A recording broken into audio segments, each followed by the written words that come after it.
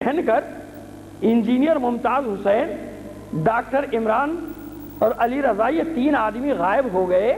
وہ سلیمانی ٹوپی ساتھ تو نہیں لائے تھے، ورنہ وہ وہیں پہن لیتے تاکہ آپ انہیں دیکھتے ہی نہیں.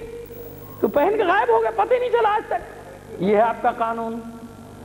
سپریم کورٹ کہہ رہی ہے آدمی لاؤ، خاموشی، پتہ ہی نہیں کہاں ہے. آپ اپنے قانون کی خود دھجیاں اڑا رہے ہو، اپنے ملک کے دستور کی خود وہ جو بنیادی حق ہے، قیدی کا حق تو دے دو اس بیچارے کو. اس کی بوڑھی ماں کی آنکھیں دیکھنے کو ترس رہی ہیں، ان کو دیکھنے کا موقع تو دے دو. خدا نہ کرے تم پر وہ وقت آئے یہ ظلم کرو گے تو یہ تو پاکستان ہے بھائی، یہاں تو ہر 2 سال بعد حالات بدل جاتے ہیں. کہیں ایسا نہ ہو کہ تمہارے بچے بھی تم ایسے اپنے سے سخت حاکموں کے قیدی بن جاؤ کہ تمہارے بچے بھی تمہیں دیکھنے کو ترس جائیں. ان بیویوں کا کیا قصور ہے، ان معصوم بچوں کا جو اپنے باپ کی راہ دیکھ رہے ہیں؟ بھائی تم نے پکڑا ہوا ہے، بتا دو، ملانے میں کوئی حرج ہے ماں کو، بیوی کو، بچے کو؟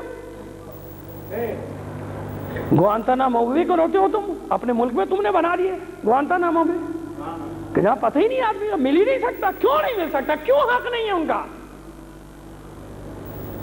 زندہ ہے کہ تم نے مار دیا، بتا تو دو. یہ قانون ہے تمہارا، یہ دستور ہے تمہارا، یہ آئین ہے. پھر کہتے ہو چیخو مت، پھر کہتے ہو آواز بلند نہ کرو، کہتے ہو صاحب اس سے یہ ہو جائے گا، بدامنی کا اندیشہ ہے.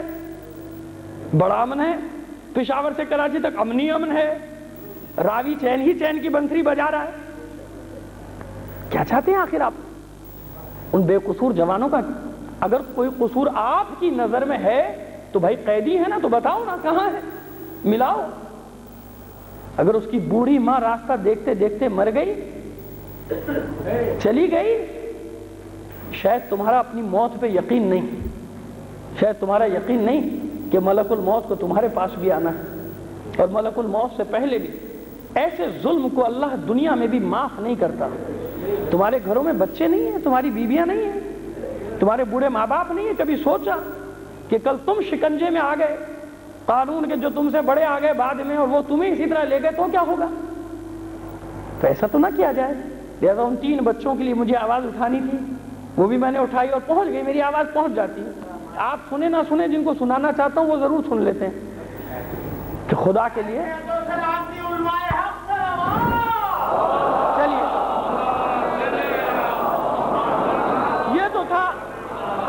یہ تو تھا میرا شریف فریضہ جو میں نے ادا کیا اور ادا کرتا رہوں گا جب تک میری زبان میں طاقت ہے. لیکن خلاصہ یہی ہے کہ عزیزو، یہ دور انتہائی بردباری اور حلم کے ساتھ چلنے کا ہے، تدبر کے ساتھ، رش ہو کے جانے کا نہیں ہے. ورنہ میں آپ سے اس سے زیادہ جذباتی میں خود ہوں. لیکن اس سازش کو میں دیکھ رہا ہوں جو ہمارے خلاف ہو رہی ہے، کہ مشتعل کیا جائے، اس آگ کو اور بھڑکایا جائے. ہمیں آگ کو بھڑکنے نہیں دینا. کون بہتر ہے اہل بیت کا ماننے والا، آگ پہ تیل ڈالے یا آگ پہ پانی ڈالے؟ ہے نا؟ وہ چاہتے ہیں، ایسی حرکتیں کر رہے ہیں کہ آگ بھڑکے. لیکن عزیزوں نہیں، بڑے تحمل کے ساتھ، تدبر کے ساتھ. جیت ہماری ہے. کیوں؟ کہ ہم حق پر ہیں، ہم حق پر ہیں.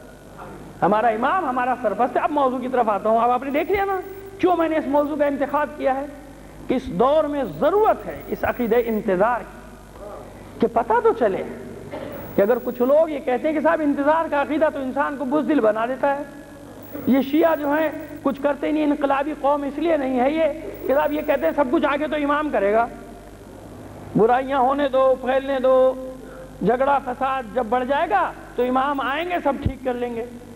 یہ پہلو عموماً دکھایا جاتا ہے دنیا کے سامنے عقیدہ انتظار کا.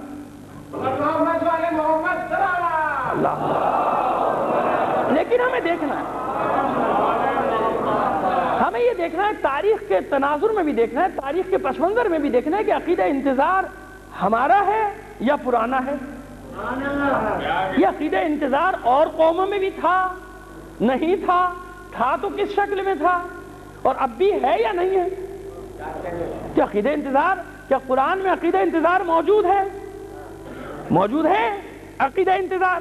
تو پہلے جو میں نے آیت آپ کے سامنے تلاوت کا شرف حاصل کیا، جس آیت کی تلاوت کا شرف حاصل کیا، پہلے اس کو مکمل کر دیں، اور اس کے بعد پھر آج موضوع کی تمہید انشاءاللہ زندگی رہی تو کل سے تفصیل میں چلے جائیں گے.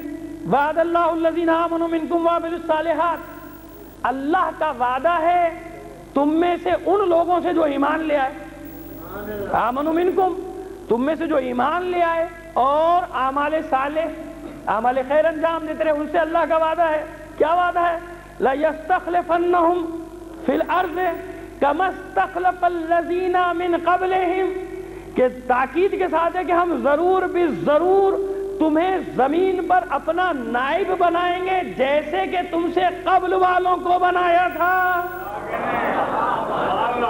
كَمَا اسْتَخْلَفَ الَّذِينَ مِنْ قَبْلِهِمْ، جیسے کہ ان سے قبل والوں کو بنایا تھا۔ ایک تو یہ وعدہ کر لیا، اور یہ وعدہ کسی ایک امت کے ساتھ نہیں، کسی مخصوص قوم کے ساتھ نہیں، کسی خاص پیغمبر کے ساتھ نہیں، بلکہ نہیں، وعد اللہ الذین آمنوا، جب جو ایمان لائے گا، جب جو اعمال خیر کرے گا تو اللہ کا وعدہ ہے کہ مایوس نہ ہو، میں تمہیں زمین پر اسی طرح اپنا نائب بناؤں گا جیسے تم سے پہلے والوں کو بنا چکا۔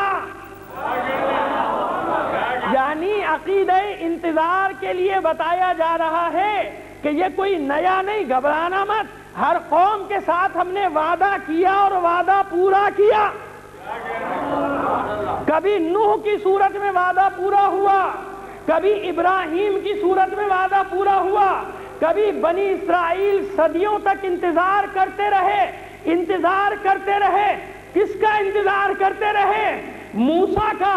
آج تک مثال دی جاتی ہے، ہر فرعون را موسیٰ، یعنی اگر دنیا میں فرعون ہوگا تو موسیٰ بھی ضرور ہوگا۔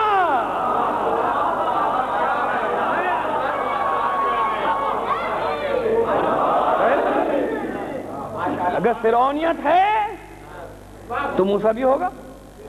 تو یہ اشارہ ہوا ایک ہی آیت میں، تفصیل میں جائیں گے بعد میں، ابھی تو ہم تمہید یعنی مقدمہ پیش کرتے چلے جا رہے ہیں آپ کے سامنے۔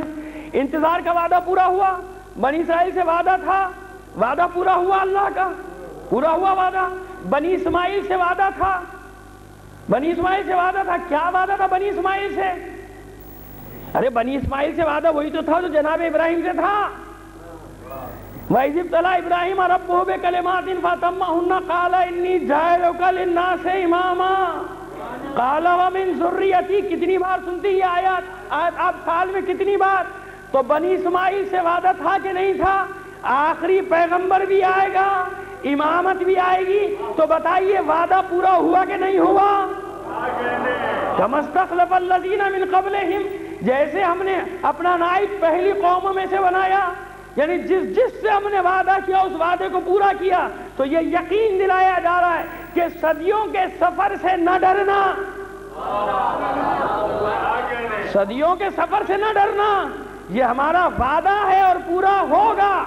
اگر اس یقین کے ساتھ تم چلے بھی جاؤ گے تو کوئی مسئلہ نہیں، ہم تمہیں جب وہ آئے گا آنے والا تو اس کے انصار میں ہی اٹھائیں گے۔ کیا انصار؟